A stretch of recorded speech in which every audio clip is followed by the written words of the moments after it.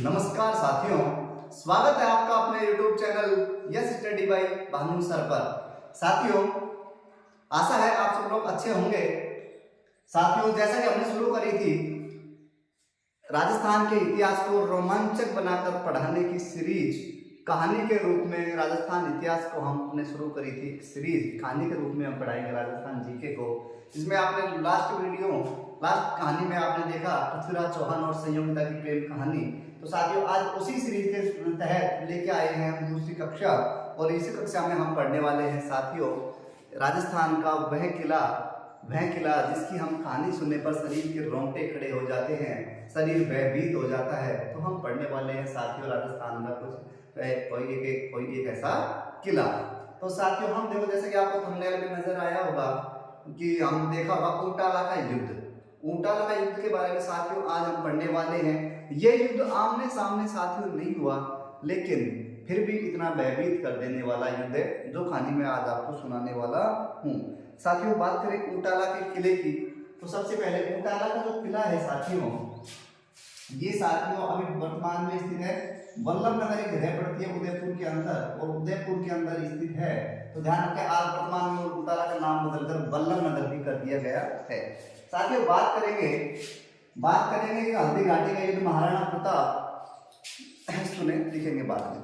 हल्दी घाटी का युद्ध महाराणा प्रताप और अकबर के बीच होता है, और अकबर उस युद्ध में जीत जाता है, और राजस्थान के अधिकतर जो किले हैं वो अकबर के अधीन हो जाते हैं। साथियों, उसके बाद अकबर के बेटे अमर सिंह प्रथम राजा बनते हैं, और राजा बनने के बाद वो धीरे धीरे अपना सभी किले वापिस जीत रहे थे। एक किला था साथियों ऊंटाला का किला। ऊंटाला का किले में हुआ क्या कि सभी किले जीत चुका था अमर सिंह प्रथम, और अमर सिंह प्रथम ऊंटाला के किले में जाता है, अपनी सेना लेकर पहुंच जाते हैं ऊंटाला के किले में, और वहां पर सब हरा देते हैं जहांगीर को, और कब्जा हो जाता है उसका कब्जा हो जाता है अमर सिंह प्रथम का। उसके बाद साथियों हम बात करने वाले हैं अमर सिंह प्रथम के किले का कब्जा हो गया। तो साथियों हम बात करेंगे कि अभी हुआ क्या था कि किले के अंदर कुछ सैनिक थे जहांगीर की सेना के, वो स्थित थे। और दूसरी बात करें कि कुछ सैनिक बचे थे, बाकी बाहर का जो अधिकार था क्षेत्र था वो जीत लेता है कौन? वो जीत लेता है अमर सिंह प्रथम। अब साथियों हुआ क्या, अब युद्ध लड़ना था वापस से उन जो अंदर सैनिक थे उनको बाहर निकालने के लिए, लेकिन सैनिक को बाहर निकालने की अमर सिंह जो मेवाड़ के जो उस टाइम शासक थे अमर सिंह प्रथम, वो कहते हैं कि भाई कौन जाएगा? तो साथियों जाता कौन था? हरावल दस्ते को जो नेतृत्व करते थे वो करते थे चुंडावत। एक सलूम्बर के जो चुंडावत थे, सलूम्बर ठिकाना था या सलूम्बर एक शाखा थी मेवाड़ की, और उसका जो सामंत थे वो चुंडावत थे साथियों। और चुंडावतों को यह अधिकार प्राप्त था कि किसी भी सेना जब लड़ने जाएगी मेवाड़ की, तो उसका हरावल जो दस्ता होगा उसका नेतृत्व कौन करेगा? उसका नेतृत्व साथियों करेगा चुंडावत, सलूम्बर के चुंडावत। अब साथियों ये बात क्या नाम है, बड़ा ठीक है, चुंडावत तैयार होते हैं, हम लड़ेंगे युद्ध ऊंटाला के युद्ध में, और जहांगीर की सेना को निकाल के फेंक देंगे। अब ठीक है, लेकिन उधर महाराणा प्रताप का साथियों एक भाई था जिसका नाम था शक्ति सिंह के जो वंशज हुए वो कहलाए साथियों सत्तावत। क्या कहलाए? सत्तावत। शक्ति सिंह के जो वंशज थे वो कहलाए सत्तावत। और सत्तावत ने कहा कि हर बार ये जो सौभाग्य है, मरण नहीं मिटने का जो सौभाग्य है, वो चुंडावतों को दिया जा रहा है। अब की बार हम हरावल दस्ते का नेतृत्व करेंगे। अब ये बात चुंडावतों को पता लगी, तो साथियों चुंडावतों ने कहा कि ये जो हमें अधिकार प्राप्त है, हमारे पूर्वजों ने हमें अधिकार दिया है, और पूर्वजों से लगातार ही हम हरावल का जो नेतृत्व करते आ रहे हैं, तो हम ही करेंगे। और अब बहस हो जाती है चुंडावतों और सत्तावतों के बीच में साथियों। अमर सिंह प्रथम बीच में, अमर सिंह सोचे क्या करना, तो अमर सिंह ने क्या कहा कि साथियों कि अब दोनों सेना जानी है, तो दोनों एक काम करें, दोनों सेना मिलकर के युद्ध करे। तो साथियों कहा जाता है कि चुंडावतों की तरफ से थे जैत्र सिंह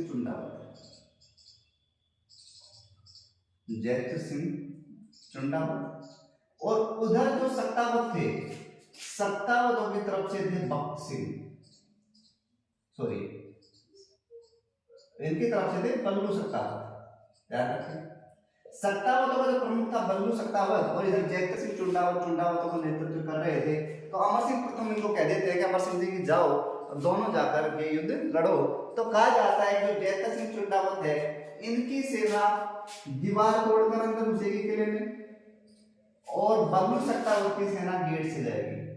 साथियों कहा जाता है कि जो अब तक जो हरावल का नेतृत्व कर रहे थे वो अधिकार चुंडावतों के पास प्राप्त था, लेकिन अमर सिंह उनको कह देते हैं कि इस किले में जो पहले घुस जाएगा मुस्लिम सैनिकों को या जहांगीर की सेना को बाहर निकालकर ये अधिकार उसको दे दिया जाएगा जो पहले घुसने वाले को।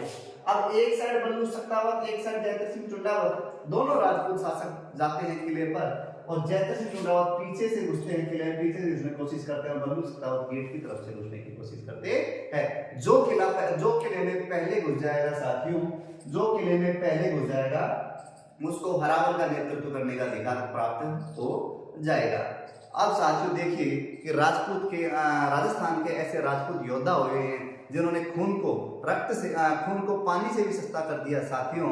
उन्होंने अपनी मौत को मतलब इतना सस्ता कर दिया कि पानी का भाव है उससे भी सस्ता कर दिया। मरना जो था इतना सरल कर दिया था साथियों कि उनको डर नहीं था कि हम मर जाएं, बस उनको ये था कुछ ऐसी बातों के लिए, नॉर्मल बातों के लिए कि हम मर सकते हैं, हमारे पूर्वजों का जो अधिकार है उसको मिटने नहीं देंगे साथियों।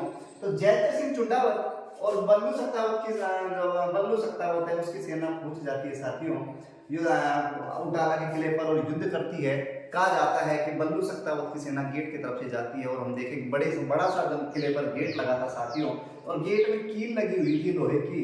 तो कहा जाता है गेट तोड़ने के लिए पहले हाथी काम लिए जाते थे, हाथी टक्कर मारता था गेटों के और गेट टूट जाते थे, लेकिन उस पर बड़ी कीलें लगी हुई थी। हाथी लाया जाता है, हाथी को दारू पिलाई जाती है, कहा जाता है मदमस्त हाथी।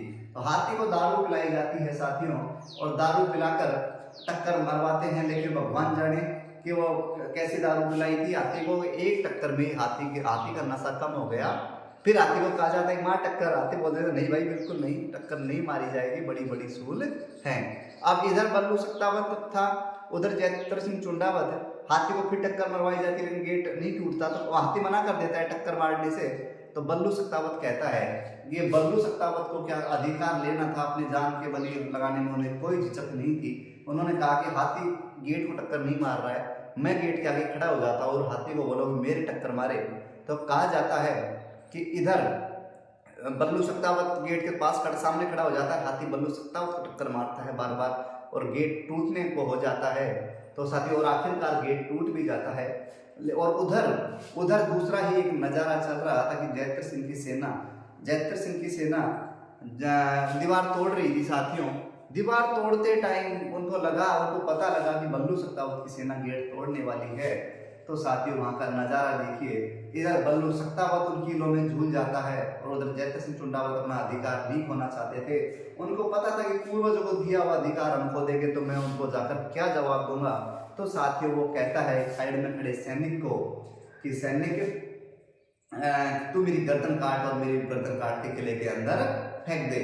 ऐसा ही किया जाता है, एक सैनिक जयद्रथ सिंह चुंडावत की गर्दन काट देता है साथियों और किले के अंदर फेंक देता है।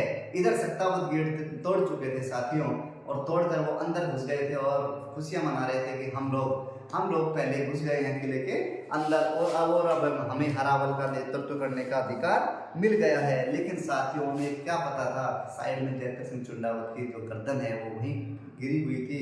नजर में पूगी जिण जगह, कहने का मतलब नजर में पूगी जिण जगह गोड़ो पड़े उन्हें आए, पावा सू पहलू भैणो सिर पड़ियो मर जाए। कहने का मतलब साथियों कि जिस जगह नजर भी नहीं पहुंची थी, जहां पर कोई गोला भी नहीं पहुंचा था और जहां पर कोई पैर नहीं पहुंच सका था, उससे पहले जयद्रथ सिंह चुंडावत की गर्दन वहां पहुंच गई थी। शायद जयद्रथ सिंह की जो गर्दन वहां गिरी हुई थी वो यही कह रही थी कि साथियों के सक्तावत को यही इशारा कर रही थी कि तुम्हें अभी अधिकार प्राप्त नहीं हुआ है साथियों। तो इधर जयद्रथ सिंह चुंडावत का अधिकार वापिस हरावल का रहता है, चुंडावतों के पास ही अधिकार। तो साथियों क्वेश्चन ये पूछा जा सकता है एग्जाम में कि हरावल के लिए किस युद्ध में कौन सा युद्ध प्रसिद्ध है या किस किले में युद्ध हुआ था। तो साथियों आंसर रहेगा उटाला का किला। तो साथियों मैं राजस्थान में वो वीर योद्धा हुए हैं साथियों कि राजस्थान के अंदर ऐसे वीर योद्धा जिन्होंने खून को ना पानी से भी सस्ता कर दिया साथियों, और उसके अलावा अपनी जो जान थी मरना है तो इतना सरल कर दिया साथियों कि पूछो मत। ये थे हमारे राजस्थान के राजपूत, ये थे राजस्थान के राजपूत जो क्या नाम है खून से भी सस्ता क्या कर देते हैं, खून को भी सस्ता कर दिया पानी से साथियों। उसके अलावा साथियों मैं आपको बताऊं कि जो मरने का, देखो राजस्थान की मतलब राजस्थान के राजपूतों के अंदर कितना जज्बा था कि मरने के लिए भी वो अपना सुमरण हरावत दस्ते में मरना अपना सौभाग्य मानते थे, मरने के लिए भी आगे जाते थे साथियों। तो ऐसे शासक हुए हैं हमारे भारत में, कहीं तो वो राजस्थान के राजपूत हैं। तो साथियों ये थी आज की कहानी उटाला की, जो अपने आप को अंदर पैदा कर देने वाली एक कहानी और एक रोमांचक और अच्छी कहानी मैंने आपके लिए प्रस्तुत करी साथियों। अगर आज का सेशन आपको अच्छा लगा है तो वीडियो को लाइक शेयर कमेंट करें साथियों। ऐसे ही कुछ अच्छी कहानियाँ जिनमें आपको भरपूर जानकारियाँ एक अच्छे लेवल से अच्छे तरीके से दी जाती है, जिससे आपको याद करने में आसानी हो। तो साथियों ऐसे ही हम कोशिश करते हैं। ध्यान रखें अमर सिंह प्रथम उस टाइम के राजा थे, जयकर सिंह जुंडावत थे जो सलूम्बर जुंडावत का नेतृत्व कर रहे थे। बल्लू जो सत्तावत था साथियों, वो क्या नाम है शक्ति सिंह के भाई सत्तावतों का नेतृत्व कर रहा था।